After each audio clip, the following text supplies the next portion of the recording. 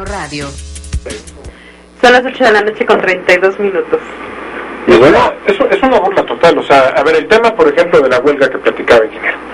Se está tratando de pretender reformar el artículo 925 de la ley laboral, que señala que si la huelga se prolonga por más de 60 días sin que los trabajadores hayan sometido el conflicto a la decisión de la Junta, el patrón o los terceros que acrediten su interés en cualquier momento podrán solicitar por escrito se inicie el arbitraje correspondiente.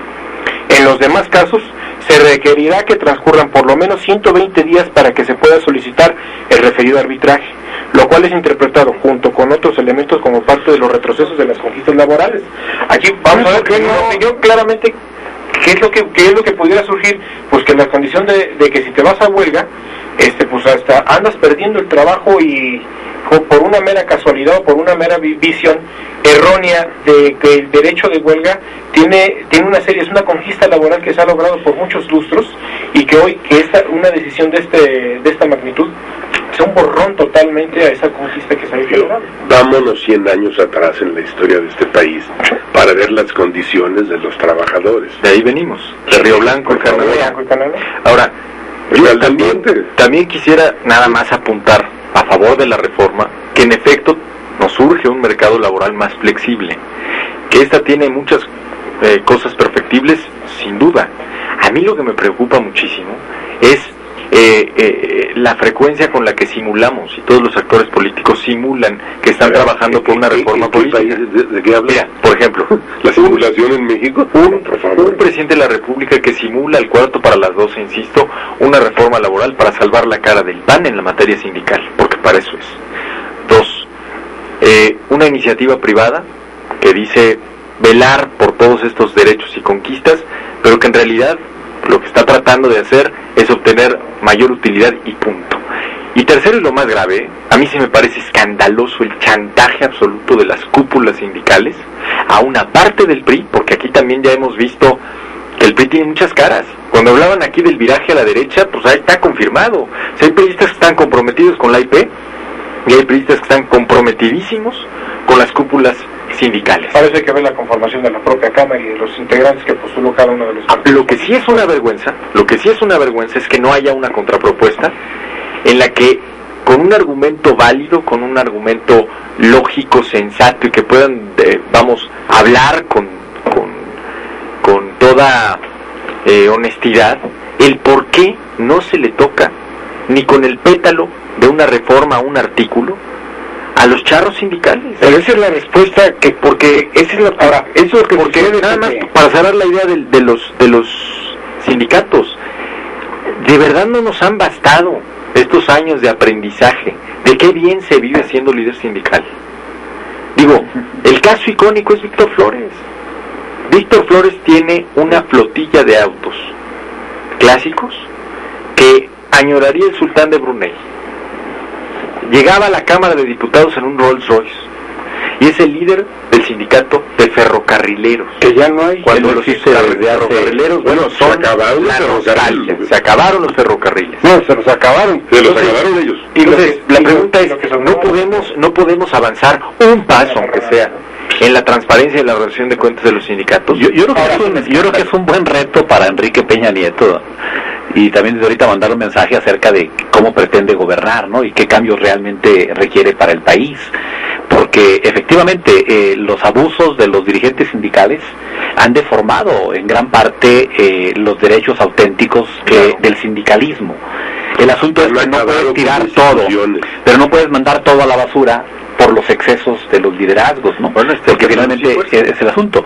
Entonces, hay cosas que la democratización de los sindicatos es indispensable, pues. Bueno, pues entonces hay que relacionar para que salgan esos temas. A ver, la grave crisis es el tema también de los líderes sindicales, como se ha hablado en la mesa. Una precisión que decía Pepe, a ver, no es tanto que viren los partidos políticos hacia la izquierda o hacia la derecha, sino los intereses que la conforman de sus integrantes o de los grupos parlamentarios.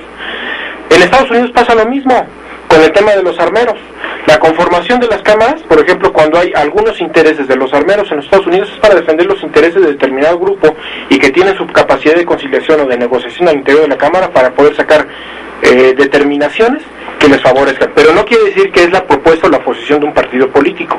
Eso sí, Pero es lo que sí habría llama que la quedar atención, claro. Robert. La posición del PRI ha sido, vamos a decirlo así, demasiado porosa.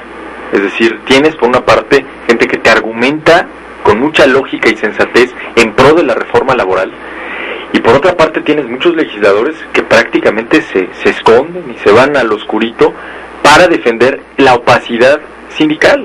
Bueno, es que lo cabrón es que no hay una postura clara. Esto es, Estamos llegando a una conclusión, ¿no? Totalmente de acuerdo. A ver, el tema también que ha puesto mucha crisis y mayor énfasis en el tema es el tema de la democratización y la transparencia de los sindicatos. ¿Cómo puede uno entender democratización de los sindicatos cuando en el sindicato de los telefonistas, Francisco Hernández Juárez, el dirigente de los telefonistas en el país, tiene 36 años en el cargo como líder sindical? O como el Becer Gordillo Morales. ¿Y ¿Cómo por puede qué no entender acabar con democratización? O sea, aquí la situación es darle un paso, por eso los sindicatos que son muy fuertes, por ejemplo el caso de los telefonistas, el caso de los electricistas, que a través de la Comisión Federal de Electricidad, que también es un sindicato, que están formados por sindicatos, de los petroleros, de los profesores, como el CENTE y la Coordinadora Nacional. ¿Cómo puede uno entender que en este país puede haber democratización si no le existe en lo práctico? Si los propios agremiados han permitido que en los sindicatos se perpetúen determinados líderes como Víctor Flores, por ejemplo. Como agremiados, ¿qué puede dar la culpa a los agremiados?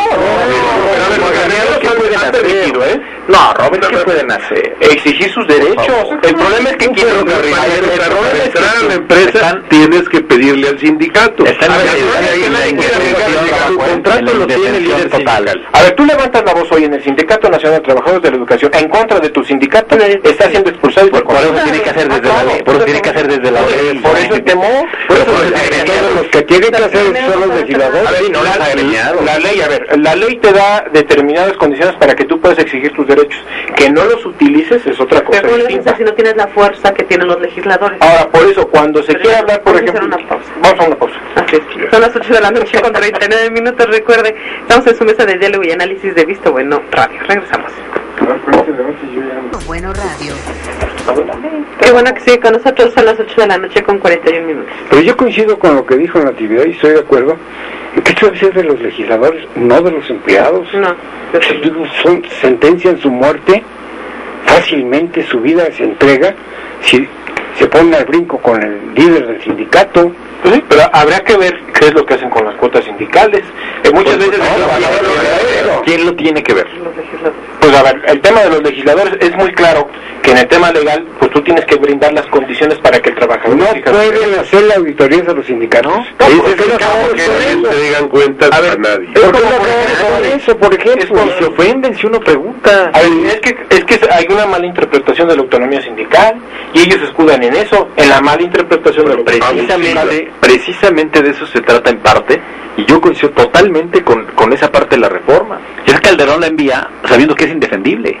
O sea, indefendible o defendible. Que ¿quién se puede oponer? O sea, así. Y el que se opone paga un costo altísimo.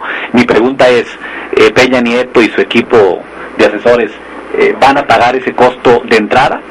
Porque si hoy los líderes sindicales del PRI le doblan las manos a la reforma y sacan una defensa sin tocar el sindicalismo, esa va a ser la medida con la que va a gobernar Peña Nieto.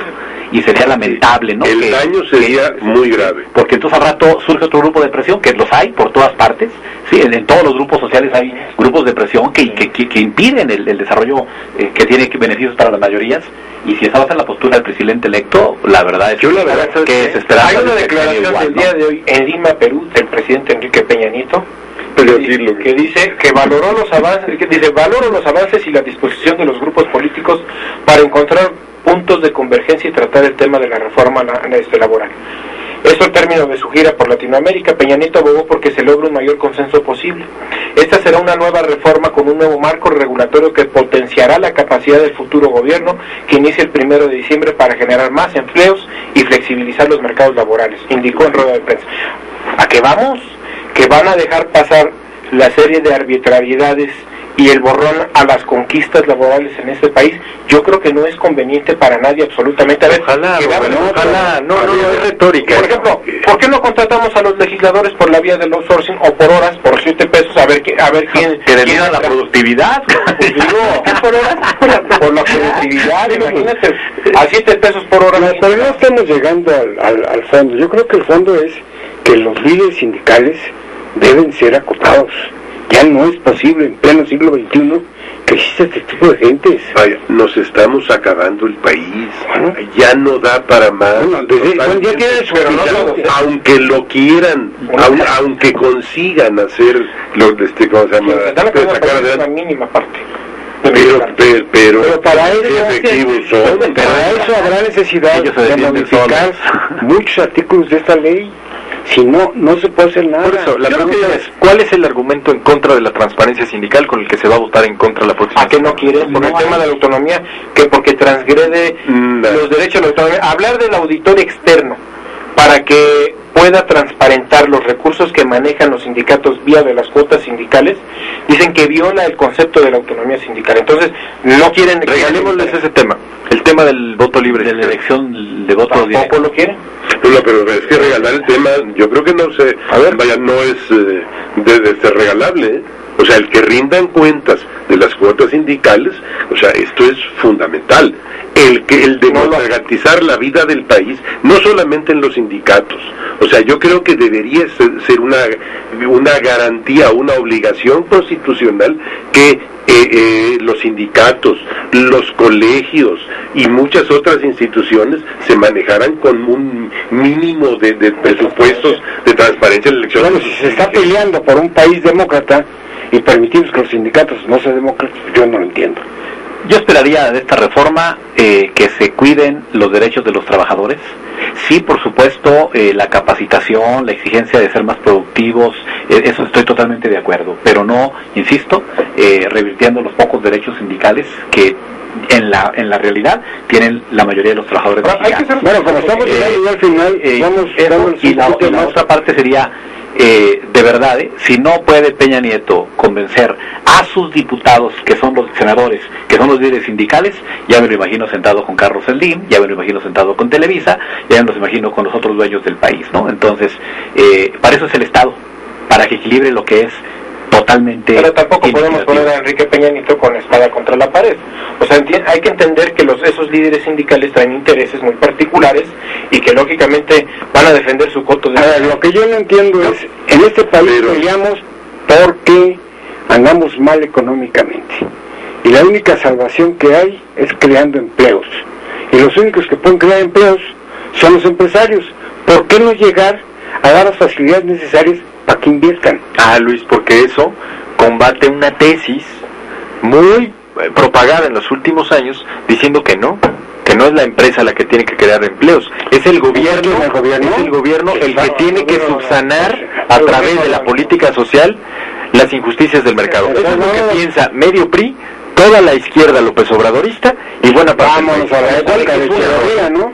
Exactamente. Entonces, el gobierno no es un empleador, ni es una casa de beneficencia para la gente que tiene dinero. Pero que genere los equilibrios. La actitud del PRD de tratar de llevar esto a la Suprema Corte de Justicia de la Nación, porque en primera, Felipe Calderón lo que está haciendo es mandarle una bomba al Congreso a la Cámara de Diputados a que se discuta en un tema tan trascendental. Eso es lo político, Roberto.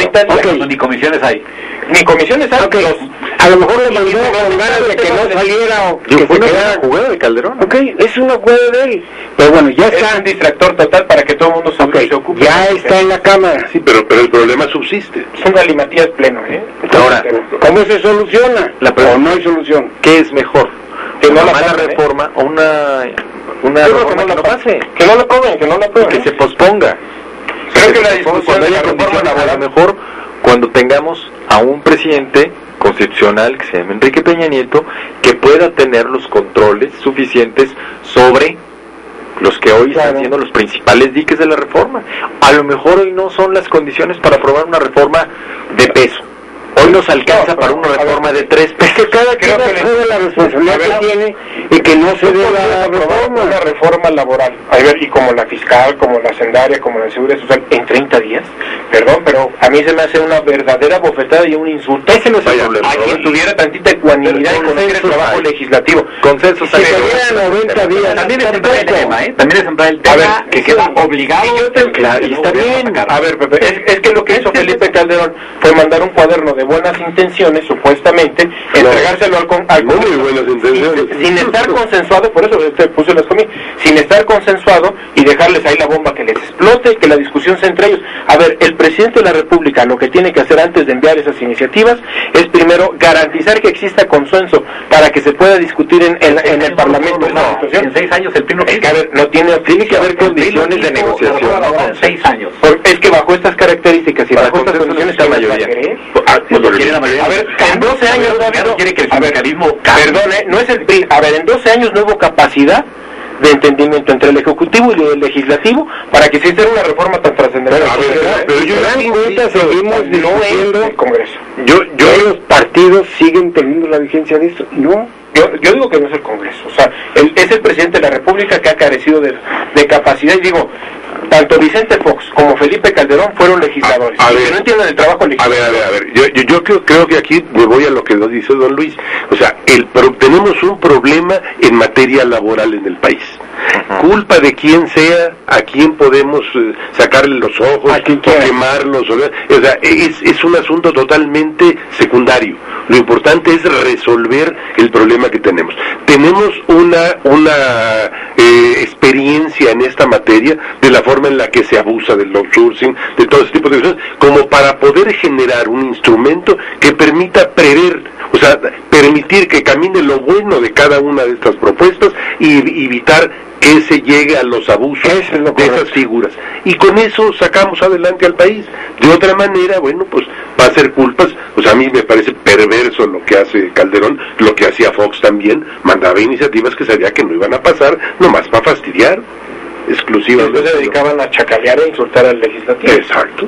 Estoy de acuerdo, pero hay una parte en la que, la verdad, tengo que disentir. Es decir, siendo un poco maniqueo, yo creo que si ponemos sobre la mesa esta reforma, así completita, sin alteración, o la no reforma, yo la votaba a favor, Es decir, yo preferiría una reforma, aún con estos errores, a el chantaje persistente de los grandes factores de poder sobre los partidos políticos que impiden siquiera hablar del tema, tocar los temas. No, si se aprueben los términos, estaríamos tumbándole todas estas canonjías a los sindicatos. A ver, si se aprueben esos términos, yo estaría totalmente en contra, porque al rato va a pasar lo mismo que una reforma fiscal que aconteció, que aquí en este país todo mundo es evasor de impuestos, y para poder entender el tema fiscal es una serie de vericuetos y estar subiendo escalones y analizar este tema para ver a qué uno está obligado a responderle a este país de impuestos, y que no verdaderamente por eso se ve el tema de la evasión,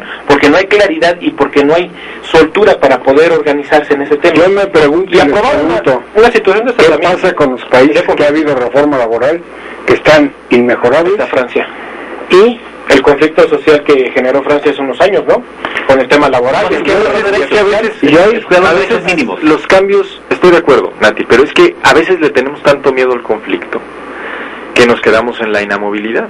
Es decir, como me da miedo un sindicato en las calles, como me da miedo la amenaza de los poderosísimos líderes y las cúpulas de este país, mejor que no cambien la deformación de lo político.